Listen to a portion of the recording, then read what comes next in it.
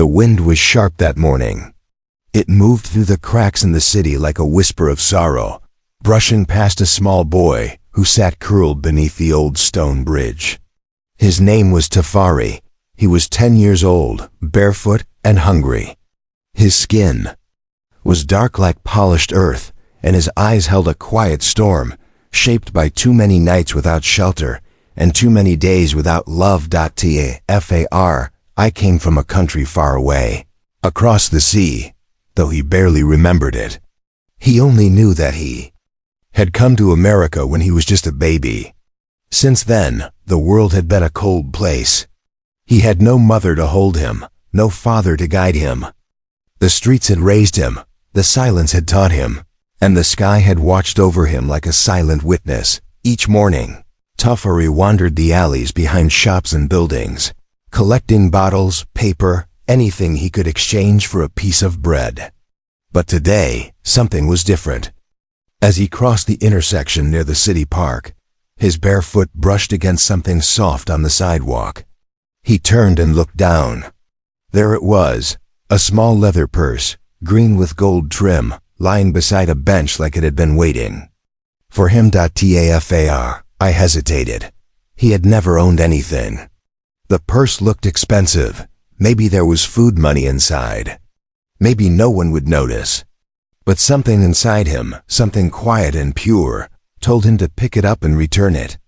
His hands trembled as he opened the purse just enough to see a driver's license, a photo of an elegant woman, and a stack of bills that could feed him for weeks. Still, he closed it again. He walked across town for over an hour, holding the purse close to his chest. He followed the address on the card until he reached a neighborhood he had never seen before. The buildings here were large and quiet. There were roses by the sidewalks and gates that opened by themselves. Tafari stood at the entrance of a white house with golden lights in the window. For a moment, he almost turned away. But then, with trembling fingers, he placed the purse on the welcome mat and walked back into the night. What he didn't see was the camera on the front porch. What he didn't hear was the soft gasp of a woman watching the screen from inside. What he didn't know was that the purse he returned, had once belonged to his mother, and that someone inside that house had just seen the face of a child they had been searching for over 9 years. The woman inside the house stood frozen. Her name was Eleanor Whitmore, and she had spent the last decade living with a hollow space in her heart. On that screen, in the glow of her security monitor, she had seen something impossible. A small boy with skin the color of midnight, eyes like her daughter's, and a face that looked like it had been carved from a memory she had buried long ago. She reached for the purse the boy had left. Inside was everything, her money, her cards, nothing missing. But it wasn't the purse that shook her. It was the way the boy had looked, the way he stood, unsure and quiet, like someone used to being invisible.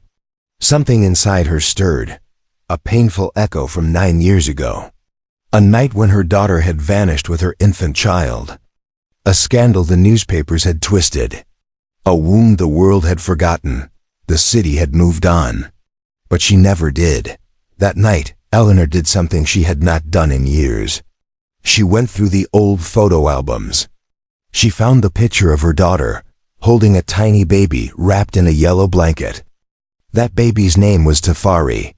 But no one had heard that name since the tragedy, since the day her daughter ran away after an argument that shattered their bond forever. They never found her body, only the blanket. The police said it was likely the child had not survived.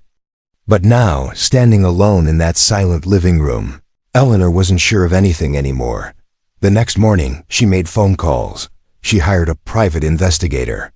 She gave them a single image, the blurry face of a barefoot boy caught on camera, and a simple command: find him. Meanwhile, across the city, Tafari returned to his life beneath the bridge. He didn't know the storm he had set in motion. He didn't know that someone had seen him, remembered him, and now was looking for him. The days that followed were colder. The shelter was full. Tafari slept with his arms wrapped around his knees, teeth chattering against the night air. But there was something inside him that felt different now. Like a door had opened somewhere far away, and something had reached through it. He didn't know that in a tall building with glass walls, someone was printing his photo. Someone who had been hired to track lost people. Someone who had just matched his face with a baby from an old missing person file. Step by step, the path he had taken in silence was now being followed, not by danger, but by blood. And while Tafari struggled to keep warm beside the river, a name was about to be whispered for the first time in years. A name the city thought had disappeared forever. Tafari didn't know he was being followed. Not in the way of danger, not like the cruel men who sometimes chased street kids from alleyways. This was different, quiet, careful. A man in a black coat with worn shoes had been watching him from across the street. He never approached. He never spoke. He simply observed the way Tafari walked, where he slept, how he survived. The man's name was Mr. Dorian Hawley, a retired investigator known for solving cases others had long forgotten. When Eleanor contacted him, she didn't offer money. She offered a purpose. She handed him a photo and said, "Find him. Find my grandson." Dorian had tracked children before. But something about this case haunted him. A purse returned without theft. A face with matching bone lines to a woman who had died too young. And a child who reminded him too much of his own lost son. He kept his distance. He watched as Tafari bartered for a piece of bread using 3 crushed cans. He saw him give half of it to an old man with no teeth. He watched him offer his thin jacket to a smaller boy shaking in the cold. Every act spoke of something rare, not just survival, but kindness. The kind of kindness that doesn't grow on sidewalks. The kind that is inherited. But Dorian wasn't the only one watching. Far away, in another part of the city, another man had noticed the photo that appeared in a report. A photo of a child linked to the Whitmore family. A man who had once worked for them. A man who knew things that were never meant to be known. His name was Victor Gray, and he had his reasons for wanting that child to stay lost. Back under the bridge, Tafari sat in silence, unaware of the forces that were now circling his life like wind around broken glass. He had found a book in a trash pile. Its pages were soaked from rain, but some words were still readable. He liked the way the sentences danced. He liked the stories of people finding their way home. He didn't know that someone believed he was the way home. And while Dorian began piecing together the puzzle, Eleanor Whitmore stared at the boy's blurry photo every night before she slept. She didn't know what she would say if she saw him. She only knew that something in her heart had lit up again, like a candle in a room, sealed for too long. But before truth could reach the boy, danger would reach him first. And someone in the shadows was already moving closer, carrying with him a secret that could shatter everything. Tafari didn't know he was being followed. Not in the way of danger, not like the cruel men who sometimes chase street kids from alleyways. This was different, quiet, careful. A man in a black coat with worn shoes had been watching him from across the street. He never approached. He never spoke. He simply observed the way Tafari walked, where he slept, how he survived. The man's name was Mr. Dorian Hall, a retired investigator known for solving cases others had long forgotten. When Eleanor contacted him, she didn't offer money. She offered a purpose. She handed him a photo and said, "Find him. Find my grandson." Dorian had tracked children before. But something about this case haunted him. A purse returned without theft. A face with matching bone lines to a woman who had died too young. And a child who reminded him too much of his own lost son. He kept his distance. He watched as Tafari bartered for a piece of bread using 3 crushed cans. He saw him give half of it to an old man with no teeth. He watched him offer his thin jacket to a smaller boy, shaking in the cold. Every act spoke of something rare, not just survival, but kindness. The kind of kindness that doesn't grow on sidewalks. The kind that is inherited. But Dorian wasn't the only one watching. Far away, in another part of the city, another man had noticed the photo that appeared in a report. A photo of a child linked to the Whitmore family. A man who had once worked for them. A man who knew things that were never meant to be known. His name was Victor Gray, and he had his reasons for wanting that child to stay lost. Back under the bridge, Tafari sat in silence, unaware of the forces that were now circling his life like wind around broken glass. He had found a book in a trash pile. Its pages were soaked from rain, but some words were still readable. He liked the way the sentences danced. He liked the stories of people finding their way home. He didn't know that someone believed he was the way home. And while Dorian began piecing together the puzzle, Eleanor Whitmore stared at the boy's blurry photo every night before she slept. She didn't know what she would say if she saw him. She only knew that something in her heart had lit up again, like a candle in a room, sealed for too long. But before truth could reach the boy, danger would reach him first, and someone in the shadows was already moving closer, carrying with him a secret that could shatter everything. The night wrapped the city in silence, broken only by the whisper of passing cars and the distant rumble of a train. Tafari had fallen asleep behind the diner, his small body trembling beneath a torn blanket someone had thrown away weeks ago. His breathing was slow, shallow, the kind of sleep that comes only when exhaustion wins the fight against fear. Victor Gray watched from across the street, motionless, calculated. In his pocket, he held a syringe, not for harm, just for silence. He had used it before, on others, quick, clean. It was easier that way, no screams, no mess. He crossed the street, but just before he reached the boy, a sound echoed from the alley. A bottle tipping over, footsteps, a shadow stepped into view. Dorian Halley had been following the same trail. He had seen the man with the scar asking questions earlier that day. And now he saw him again, standing inches from the sleeping child. Victor stepped back. Their eyes met. No words were spoken. Just a sharp nod like an unspoken threat, before Victor turned and disappeared into the night. Dorian waited, watched. Only when he was sure the man was gone did he walk slowly toward the boy. Tafari stirred, eyes blinking open. But by the time he sat up, the alley was empty again. No one there. Only the soft outline of boot prints in the dirt beside him. The wind grew colder. The feeling of being watched returned.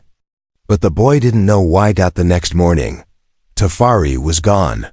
Gone from the alley. Gone from the diner.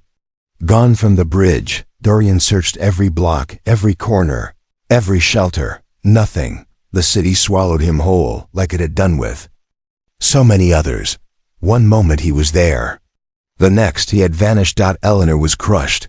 The report had been so close. She clutched the photo to her chest like a lifeline.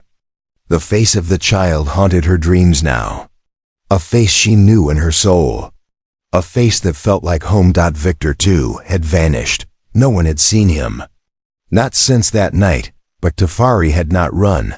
He had been taken. No one heard the van door close. No one saw the tires spin away. It happened in a moment, in silence, like a shadow folding into another. Somewhere far from the city, in a quiet, locked room, the boy awoke to the smell of gasoline and old wood. He sat on the floor, confused, afraid, still barefoot. He didn't know where he was. He didn't know who had taken him. He only knew one thing. He wanted to go home, but he had no idea where home even was. The walls were old and unpainted, the floor rough beneath his skin. Tafari sat in the corner of the small room, arms wrapped tightly around his legs. The light above flickered. A single bulb, A single door, no windows, no clock. Just silence. He didn't cry, not because he wasn't scared, but because crying had never brought anyone to help him before. He listened instead to the sounds beyond the wall. Footsteps, a lock turning. Then nothing. Days passed. Or maybe it was just hours. Time no longer made sense in that place. But far away, a door was opening. In the Whitmore estate, Eleanor stood frozen in her hallway, her fingers trembling as she held the faded hospital file in her hand. Dorian had found it, the final piece. A maternity record. A birth certificate never registered with the state. It held a name no one else had ever seen. Fari Amani Whitmore. It was her grandson, undeniably, undoubtedly. Born to her daughter in a shelter hospital, never claimed, never protected, hidden out of shame and pride. And now stolen again. Eleanor sank to her knees. The shame she once buried now burned through her bones. But pain was not enough now. She wanted the boy back. Not for redemption, but because he was hers, her blood, her daughter's son. Her last chance to make something whole in a life full of loss. Dorian moved fast. The trail was faint, but it was there. A vehicle reported near the alley. A witness who saw a man with a scar dragging something heavy. He found a location, an old farmhouse outside the city. Abandoned, forgotten, the kind of place no one would search unless they knew exactly what to look for. He didn't wait. He went alone. Inside that dark room, Tafari had stopped counting.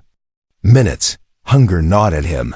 His lips were cracked, his throat dry, but his spirit somehow still held on, not to hope, but to survival. And then one night, a sound broke through. Not footsteps, not the lock, a voice, not spoken, but distant, calling his name, not in words, but in blood. Because as Dorian stepped into the shadows of that broken house, what he found wasn't just a kidnapped boy. It was a secret buried for a decade, and someone else was already there, holding the truth with a trembling hand and pointing it at Dorian. The air inside the farmhouse was thick with dust, silence, and fear. Dorian Hawley stepped carefully through the doorway, flashlight in one hand, the other near his coat pocket where his phone quietly recorded everything. The beam of light moved slowly across peeling wallpaper, broken furniture, and finally, the small figure curled up in the corner of a locked room. Tfari. His eyes blinked open at the light. They were dry, unfocused, but alive. Dorian didn't speak. He simply dropped to one knee and opened his arms. Tafari hesitated. Then, slowly, as if unsure if this was real, he stumbled into them. But the moment was shattered by a click, the cold metal sound of a gun. From the shadows stepped Victor Gray. His eyes were sunken, his clothes no longer neat. He looked more like a man unraveling than a man in control. Yet his hand was steady, the weapon didn't shake. His voice didn't rise. He spoke of what no one knew, of documents he destroyed, of lies he told Eleanor, of how he convinced her that her daughter's baby had died. He had done it all to protect the family name, and to protect his own grip on what remained of their power. He believed Tafari's existence would destroy it all. And now he stood between the boy and his truth. But what Victor didn't know, what he could never understand, was what kind of strength lived in a child who had survived the streets without love. What kind of courage grew in the silence of a forgotten life. Tafari moved, not away. Forward. He stepped between the man with the gun and the man who came to save him. He didn't cry. He didn't speak. He just stood there, a child shaped by hunger, loss, and truth. Dorian rose behind him, slowly, carefully. And at that moment, headlights lit up the window. Police. The red and blue glow pierced the night as sirens echoed through the trees. Victor turned toward the light. For a second his hand wavered. That second was enough. Dorian moved, fast and hard, knocking the gun away. It clattered to the floor. Officers stormed in. It was over. TAFAR. I was free. But even freedom felt unfamiliar. Later that night, wrapped in a warm blanket, he sat quietly in Eleanor Whitmore's grand house. He didn't speak. He didn't move much. Everything was too big. Too soft. Too strange. But across the room, Eleanor knelt down, her hands trembling as she gently placed a small yellow blanket into his lap, the same one from the photo. The same one he had been wrapped in as a baby. And for the first time in his life, TAFAR, I knew what it meant to be wanted, not for money, not for pity, but for who he was. Not an orphan, not a street child, but a son, grandson, and the heir they tried to erase.